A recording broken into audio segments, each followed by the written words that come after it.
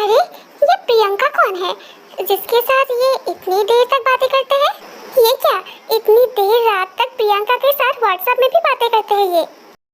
हे भगवान, ये सब मैं क्या देख रही हूँ? ये सब देखने से पहले मैं मर क्यों नहीं गई? क्या कल रात को भी ये दोनों एक साथ थे? इसका मतलब इन्होंने मुझसे झूठ बोला। कल ये ऑफिस में नहीं बल्कि प्रियंका के साथ गुलछर्रे उड़ा रहे थे। अरे मेरा मोबाइल तुम्हारे पास है और मैं पूरे घर में ढूंढ रहा हूँ।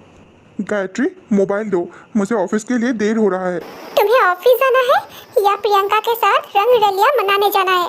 अब गायत्री, ये सब तुम क्या कर रही हो? तुम मेरे साथ ऐसा कैसे कर सकते हो?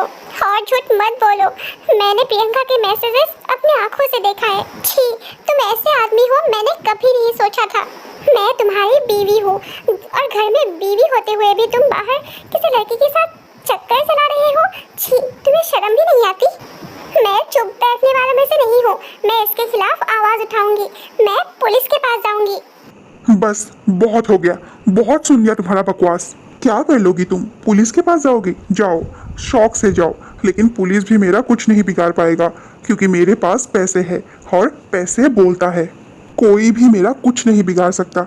इसीलिए तुम्हारी सलामती इसी में है कि तुम चुप रहो। तुम्हारी जैसी एक गांव की गंवार लड़की को मैंने इसीलिए ही अपनी बीवी बनाया था कि तुम सब कुछ जान के भी चुप रहो, समझी? प्रियंका के साथ मेरा रिलेशन बहुत सालों का है, लेकिन हमारे घर वाले नहीं मान रहे थे, इसीलिए मुझे तुमसे शादी करनी पड़ी और शादी के बाद भी हमने अपना रिलेशन ठीक रखा है। आप लोग मेरे लिए भगवान से प्रार्थना करना। सुनो फूलमती, आराम से सभी सवालों का जवाब देना। तुमने बहुत अच्छे से मेहनत किया है, दिन रात एक करके तुमने पढ़ाई की है, तो तुम्हारा इंटरव्यू अच्छा ही होगा। टेंशन बिल्कुल मत लेना, ठीक है ना? देखना तुम्हारा इंटरव्यू बहुत अच्छा रहेगा। आप लोगों का आशीर्वाद मेरे साथ है तो मेरा इंटरव्यू अच्छा ही होगा, लेकिन थोड़ा डर तो लग ही रहा है मुझे। अरे बहू, डर किस बात की? तुम तो हमारी बहुत मेहनत करने वाली और बहुत साहसी बहू हो। हम सभी को तुम्हारे ऊपर बहुत विश्वास है। देखना तुम्हारा इंटरव्यू बहुत अच्छा रहेगा और तुमने कितनी मेहनत की थी ये तो हम सभी ने देखा है। आप लोगों ने मेरा इतना साथ दिया है, इसीलिए तो मैं मेहनत कर पाई। जाओ बहू, तुम्हारा इंटरव्यू भी बहुत अच्छा रहेगा। हे भगवान, ये सब मैं क्या देख रही हूँ? आप इस लड़के को घर ले आए, इससे आपने शादी कर ली? आप ऐसा नहीं कर सकते। मेरे होते हुए आप दूसरी बीवी नहीं ला सकते हैं। ये लड़की, तू मेरे घर में क्यों आई है? जा अभी मेरे घर से बाहर निकल जा। अपनी जुबान को लगाम दो।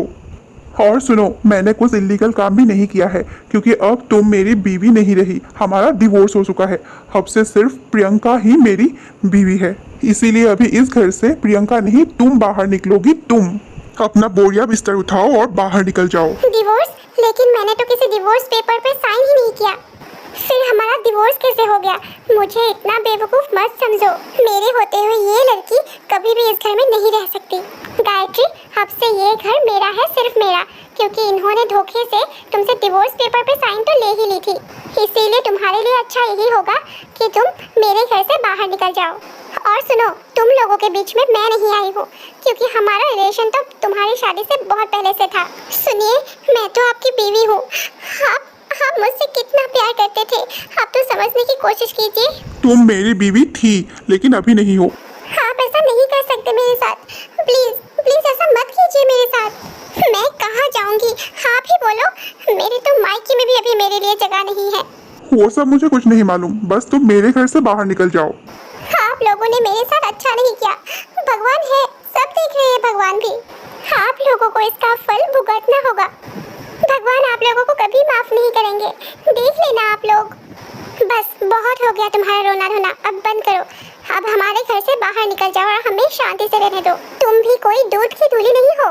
हाँ, तुमने सही कहा, मैं भी अच्छी नहीं हूँ। मैं बहुत अहंकारी बन चुकी थी और उसी का फल आज मुझे मिल रहा है।